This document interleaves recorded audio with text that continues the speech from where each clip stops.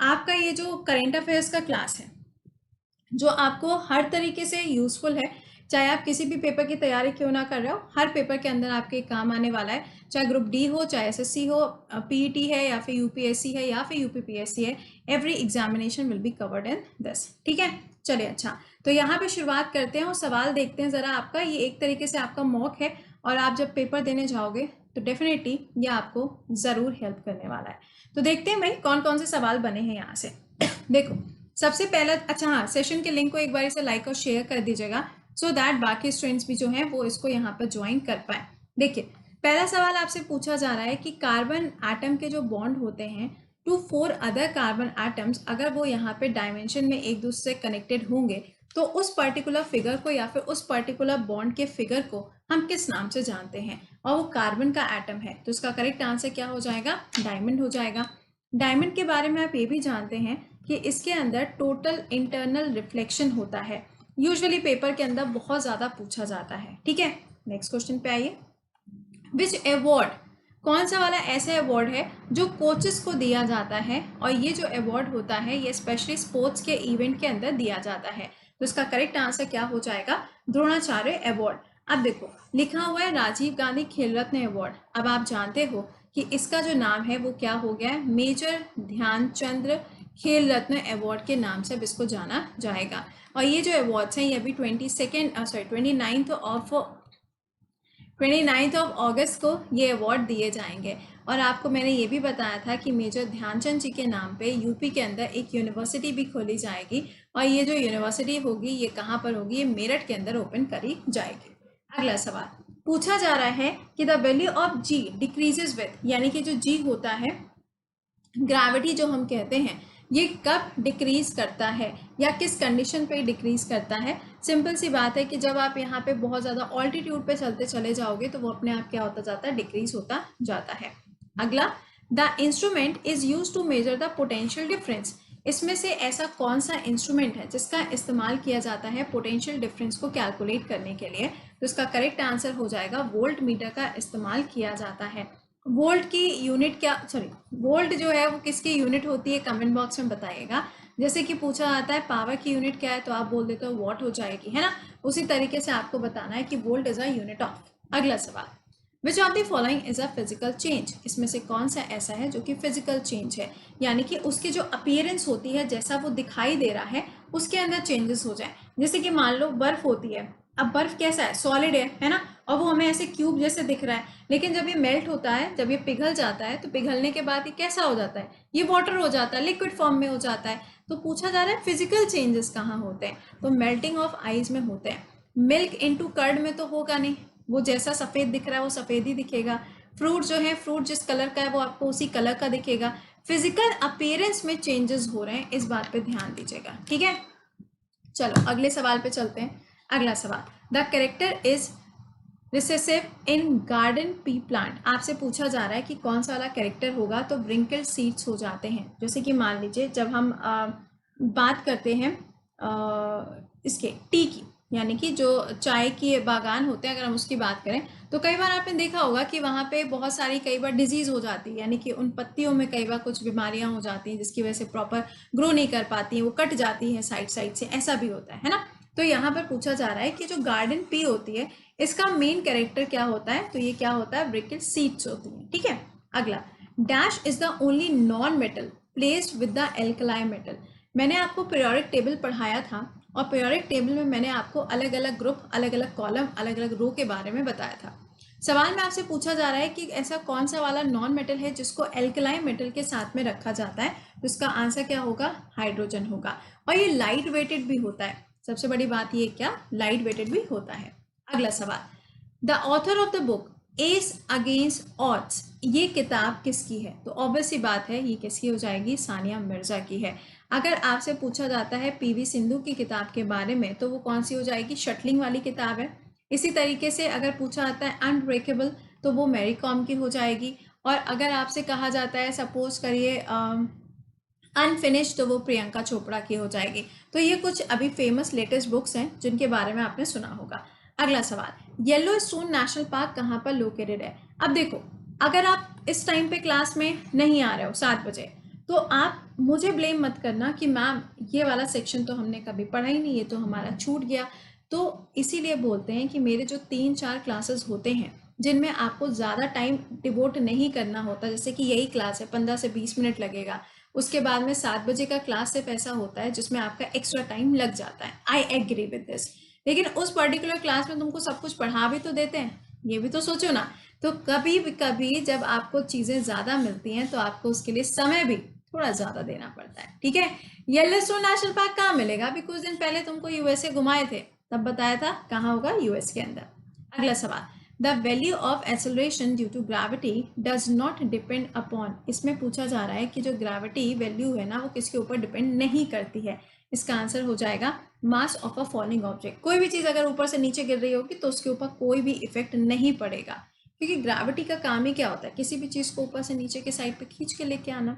अगला, the foundation of the Buddhism are dash noble truth and dash footpath. आपसे पूछा, sorry fold path पूछा जा रहा है कितने, तो भैया देखो 4 और 8 का प्रोविजन है। 4 ट्रुथ इन्होंने बताए हैं बुद्धिज्म के अंदर गौतम बुद्ध जी के द्वारा, और 8 फोल्ड है। जैसे कि फोल्ड का मतलब क्या है कि इंसान की जो डिज़ायर होती है उस डिज़ायर के चक्कर में सारा का सारा दुख होता है, दुख को आप कैसे ख़त्म कर सकते हैं, आप डिज़ायर करना छोड़ दीजिए, ये सब बातें इसमें कही गई हैं। तो 4 और 8 का रेशियो रहता है। अगला सवाल, does not possess kinetic energy. इसमें से कौन सा ऐसा है जिसमें काइनेटिक एनर्जी नहीं होती?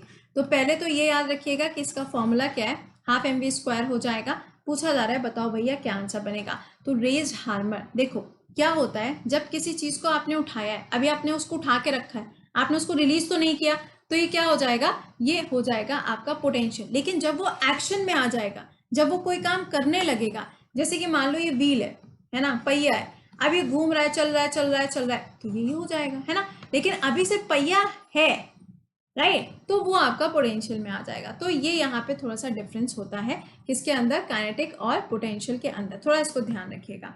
अगला सवाल, plant do that do not have a well differentiated body design falls into a. पूछा जा रहा है कि अगर मान लीजिए कि कोई भी अगर ऐसा प्लांट है जिसकी जो आसपास का जो एरिया है अगर वो वेल डिजाइन नहीं है, यानी कि अगर उसका जो स्ट्रक्चर है वो डिफाइंड नहीं है, तो उसे क्या बोला जाता है? तो इसको यहाँ पे थैलोफाइट के नाम से जाना जाता है।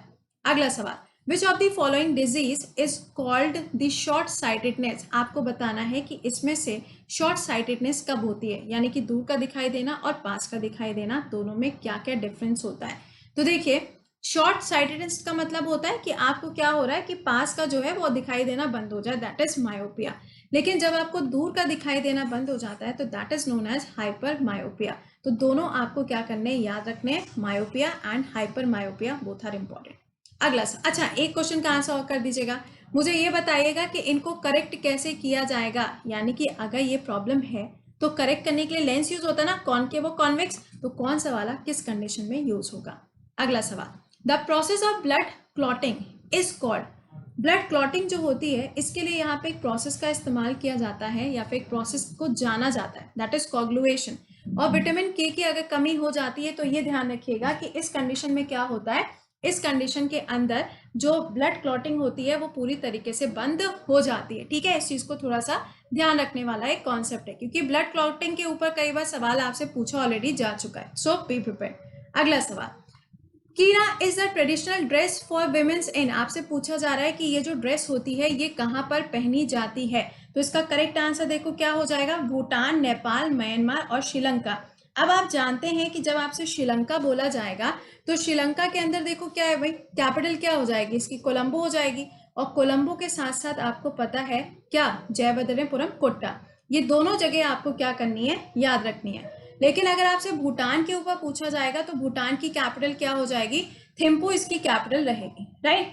अब देखो कई बार क्या होता है सवालों में आपसे क्वेश्चन जो होता है ना, अगर कोई डिस्टरबेंस आए तो थोड़ा मैनेज कर लीजिएगा, क्योंकि कई बार ऐसा हो जाता है। चलिए अच्छा, अगर आपसे यहाँ पे भूटान पूछा जाएगा तो थिम्पू हो गया, नेपाल पूछा जाएगा तो काठमांडू हो गया, और म्यांमार अगर पूछा जाएगा तो इसकी कैपिटल क्या बनेगी, कमेंट बॉक्स में आंसर करके बताना, ठीक है। चलिए अच्छा, अब इसका आंसर क्या हो जाएगा, भूटान का क्या हो गया, ट्रेडिशनल ड्रेस कीरा हो गया। अब देखो कई बार पूछा जाता है आपसे कि जैसे कि भूटान है ना, अब यहाँ पे क्या हुआ, यहाँ पे अभी हाल ही में लॉन्च किया गया था रुपे सिस्टम। और ये जो रुपे सिस्टम यहाँ पे लॉन्च किया गया वो जो था वो क्यूआर कोड के साथ में लॉन्च किया गया था। अगर तुमसे पूछा जाए कि सबसे पहले रुपे कार्ड इंडिया ने कहाँ पे लॉन्च किया था, तब तो तुम आंसर करोगे सिंगापुर। लेकिन अगर आपसे पूछा जाए विद द क्यूआर कोड तो आप आंसर करोगे क्या, भूटान। ठीक है, अगला सवाल। Dash has become the 5 women pilot first women pilot of the navy. सबसे पहली, अब देखिए क्या पॉइंट याद है ना, इसका आंसर क्या होगा, इसका आंसर बनेगा शिवांगी सिंह। कुछ याद आया, अभी कुछ दिन पहले ही तुमको पढ़ाए थे, नाम आपके लिए याद है, रखना पड़ेगा। फाइटर पायलट अगर पूछा जाएगा, फाइटर पायलट अगर पूछा जाए तो आंसर क्या करोगे, भावना कांत आंसर करके आओगे। अगला सवाल, which of the following article, ऐसा कौन सा आर्टिकल है इसके अंदर जो कहता है establishment of the new state, यानी कि नई स्टेट को बनाने के बारे में जो आपसे कहता है। तो इसका आंसर क्या हो जाएगा, इसका आंसर बनेगा आर्टिकल नंबर 2। आपको पढ़ाया है आर्टिकल नंबर 1 से लेकर आर्टिकल नंबर 4 के बीच में यूनियन एंड इट्स टेरिटरी के बारे में, राइट। तो आर्टिकल 1, 2, 3, 4, ओके। अब देखो क्या है, अगर मान लो कि यहाँ पे बोला जा रहा है आर्टिकल नंबर 1, तो आप क्या कह दोगे, अरे इसका तो मतलब होता है कि इंडिया जो है वो क्या है, राज्यों का एक संघ है। बिल्कुल सही बात है। लेकिन अगर तुमसे यहाँ पे ये पूछा जाता है कि एक नए स्टेट की फॉर्मेशन करनी है, तो यहाँ पे क्या होगा, आर्टिकल नंबर 2 है। लेकिन अगर कोई एरिया ऑलरेडी बना हुआ है और तब यहाँ पे अगर उसके एरिया को डिवाइड करने की बात हो रही है तो क्या होगा, तो आर्टिकल नंबर 3 बनेगा। फॉर एग्जाम्पल, आंध्रा से डिवाइड होके क्या बना, तेलंगाना बन गया। अगर तुमसे पूछा जाता है कि आर्टिकल नंबर 2 और आर्टिकल नंबर 3 के अंदर अगर चेंजेस किए जा रहे हैं तो इन चेंजेस को कॉन्स्टिट्यूशन अमेंडमेंट माना जाएगा कि नहीं, तो ये ध्यान रखिएगा कि इसको कंसिडर नहीं किया जाता है। ठीक है, ये ध्यान रखिएगा, इंपॉर्टेंट है। अगला सुनिएगा, the dash is the longest river in the Sri Lanka. Sri Lanka के अंदर लॉन्गेस्ट रिवर कौन सी कंसिडर करी जाती है। तो पहले तो ये ध्यान रखो भैया, इंपॉर्टेंट रिवर है कौन सी। अब तुमको जब हम कंट्रीज के बारे में बताते हैं, मान लो जैसे मैंने ऑस्ट्रेलिया बताया, यूएसए बताया, तो ये कंट्रीज आपको सुबह 7 बजे के क्लास में डेली बेसिस पे एक कंट्री आपको पढ़ाते ही पढ़ाते हैं, ओके। तो उसमें कौन कौन से इंपॉर्टेंट फैक्ट्स हैं वो भी आपको बताए जाते हैं। अब अगर तुमको याद होगा तो तुम आंसर कर लोगे, नहीं याद होगा तो कतई ना कर पाओगे। आंसर क्या हो जाएगा, Mahabali is the right answer. ठीक है, अगला सवाल, which of the following 2 molecules are required to form the maltose molecule. Maltose molecule अगर आपसे पूछा जाएगा तो पूछा जा रहा है कि बताओ जरा किसको किसको मिला के यहाँ पर ये बनेगा। तो इसका आंसर क्या हो जाएगा, सिंपल आंसर बनेगा ग्लूकोज के मॉलिक्यूल्स को मिला के यहाँ पे क्या बनता है, माल्टोज की फॉर्मेशन होती है। मॉलिक्यूल पूछा जा रहा है ना आपसे सिंपली, तो आप ये आंसर कर लोगे। अगला सवाल यहाँ से जो निकल के आता है वो है, which of the following dance form is devoted to Vishnu. भगवान विष्णु से जुड़े हुए जितने भी मंदिर हैं, जितने भी डांस फॉर्म्स हैं, जितने भी फेस्टिवल्स हैं, वो आपसे पेपर के अंदर पूछे जाते हैं। सो बी प्रिपेयर्ड विद देम। जैसे कि फॉर एग्जाम्पल आप तमिलनाडु में देखोगे बहुत सारे आपको ऐसे मंदिर मिलेंगे जो भगवान विष्णु से जुड़े हुए हैं। जैसे कि श्री वेंकटेश्वर टेम्पल है, अब वो किससे जुड़ा है, भगवान विष्णु के साथ में जुड़ा है। डांस फॉर्म कौन सा है, तो डांस फॉर्म कौन सा हो जाएगा, मोहिनी अट्टम। अब मोहिनी अट्टम डांस फॉर्म है तो तमिलनाडु का, but this is also performed in Kerala. Okay, अगला सुनिएगा, normally under the election commission norms how far can a polling station be from your home. यानी कि अगर मान लीजिए चुनाव का समय आता है और आपको वोट डालने के लिए जाना है, तो जो पोलिंग बूथ होगा वो आपके घर से कितनी दूरी पर होना चाहिए। तो इसका आंसर क्या है, 2 किलोमीटर्स, ये रूल है। ओके, अगला सुनिएगा, बर्ड के कितने चैम्बर हार्ट होता है। अरे अरे अरे, ये क्या सवाल पूछ रहे हैं मैम, ये तो 4 चैम्बर हार्ट होता है ना। एक में होगा कलवा की औरत 1, एक में होगा गोलू, एक में होगा गोली, और एक में आगे समझ लेना जो भी होगा।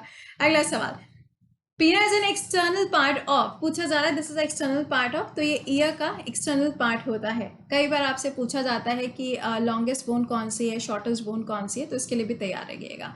अगला सवाल, which of the following sport is अनागा देश पांडे रिलेटेड टू। तो भाई इसका आंसर क्या हो जाएगा, इनका नाम क्रिकेट से जुड़ा हुआ है। नेक्स्ट क्वेश्चन क्या है, dash carbon atom are arrange in a shape of a football. पूछा जा रहा है कि अगर मान लीजिए कोई एक ऐसा स्ट्रक्चर है जिसके अंदर जो कार्बन होते हैं उसका जो स्ट्रक्चर होता है वो फुटबॉल की तरीके से होता है, तो इसका करेक्ट आंसर क्या हो जाएगा, Florence is the right answer. जैसे ग्रेफाइट होता है या फिर मान लो डायमंड, तो अभी बता ही दिया, तो एक ये भी होता है। Which among the following has compiled Raghuvamsham, ये किसके द्वारा कंपाइल किया गया है? ये थोड़ा सा ज्यादा हिस्टोरिक हो जाता है, बट आपको पता होना चाहिए। इसका आंसर क्या हो जाएगा? Kalidas will be the correct answer. Next, which of the following water body separates Australia from the New Zealand? इसका करेक्ट आंसर क्या बनेगा? ये हो जाएगा तस्मानसी। तस्मानिया जो है ये एक पर्टिकुलर आइलैंड है जो कि ऑस्ट्रेलिया का ही आइलैंड है, और ये ऑस्ट्रेलिया के जस्ट नीचे है, ठीक है। दूसरा पॉइंट, ऑस्ट्रेलिया और तस्मानिया के बीच में आपको बास स्ट्रेट की लोकेशन भी मिलती है। अगला सवाल, who among the following is the current time prime minister of China? अरे मैम, ये सवाल आपने जो पूछा है ना, हम तो आंसर जिनपिंग मार्क करके आएंगे, क्योंकि हमने तो सपने में भी आज तक अगर देखा है तो जिनपिंग को ही देखा है। लेकिन ये मत भूल जाना कि सवाल क्या पूछा है, ठीक है। नेक्स्ट देखिएगा, in which year central board of revenue act in India form? इसका आंसर क्या हो जाएगा? 1963 में इसको बनाया गया है। रेवेन्यू के ऊपर कई बार क्वेश्चंस बन जाते हैं, सो बी प्रिपेयर्ड। अगला सवाल, इंडियन क्रिकेट टीम ने ओडीआई वर्ल्ड कप जो है मेंस वाला, वो दूसरी बार कब जीता था? सवाल में दूसरी, यार सुनो, सेशन को लाइक और शेयर भी कर दीजिएगा। ये मॉक टेस्ट आपके लिए तैयार किया गया है ताकि आपको आइडिया हो जाए ग्रुप डी का हाल क्या होने वाला है। तो ये हो जाएगा 2011। पहले की बात हो जाएगी, मेरे को बताना पड़ेगा। चलो अच्छा, बता ही देते हैं, ठीक है। नेक्स्ट देखिएगा, वाइस एंड अदरवाइज, ये जो किताब है किसके द्वारा लिखी गई है? तो इसका आंसर हो जाएगा सुधा मूर्ति। ये बच्चों के लिए किताबें लिखती हैं यूजुअली। अगला सवाल, Bamchu is a festival in which state? Bamchu नाम का जो फेस्टिवल है सिक्किम में मनाया जाता है। सिक्किम के अंदर आपको लेपचा ट्राइब भी मिलती है, very very very important. Odisha जो है यहाँ पे राजा पर्व मनाया जाता है, अभी रिसेंटली इसका आयोजन किया गया था। नेक्स्ट देखिएगा, the battle that lead to the foundation of the Muslim power in India? Bharat के अंदर जब ये मुस्लिम पावर जो पहले आई हुई थी, जो मुगल रूलर्स आए हुए थे, पूछा जा रहा है कि इनकी शुरुआत भारत के अंदर कब से हुई? जैसे कि हम कहते हैं ना, ब्रिटिशर्स ने इंडिया को टेक ओवर कब कर लिया था? जब बैटल ऑफ प्लासी हुई थी। तो यहाँ पे पूछा जा रहा है कि मुस्लिम रूल इंडिया के अंदर कब से स्टैब्लिश हो गया था? तो आंसर ध्यान रखिएगा, यहाँ पे बैटल ऑफ तराइन आपको याद रखना है। बैटल ऑफ तराइन के साथ में यहाँ पे टोटल तो वैसे अगर आप देखो तो बैटल ऑफ तराइन 3 हुई है, लेकिन यूजुअली आपसे जो पूछा जाता है वो यहाँ पे कौन सी पूछी जाती है? पहली और दूसरी पूछी जाती है। तो यहाँ पर ये ध्यान दीजिएगा कि आप अपना सवाल भी पूछ सकते हैं आस्क अ डाउट के सेक्शन के अंदर, रेज योर हैंड करके। यहाँ पे आइकॉनिक फीचर्स भी आपको मिलेंगे। जब आप यहाँ पे प्लस के बैच को ज्वाइन करोगे तो आपको कोड जो यूज करना है वो है कृति10। तो आपके पास में अभी भी टाइम है, आप किसी भी एग्जाम की तैयारी कर रहे हो आप इसको ज्वाइन कर सकते हो। Iconic subscription is also available. यहाँ पे ये सारे फीचर्स भी आपको मिलते हैं। Report and win is also available. Okay, चलिए तो मिलते हैं। टिल देन खुश रहिए, मुस्कुराते रहिए, keep learning, keep revising. Till then bye bye and take care.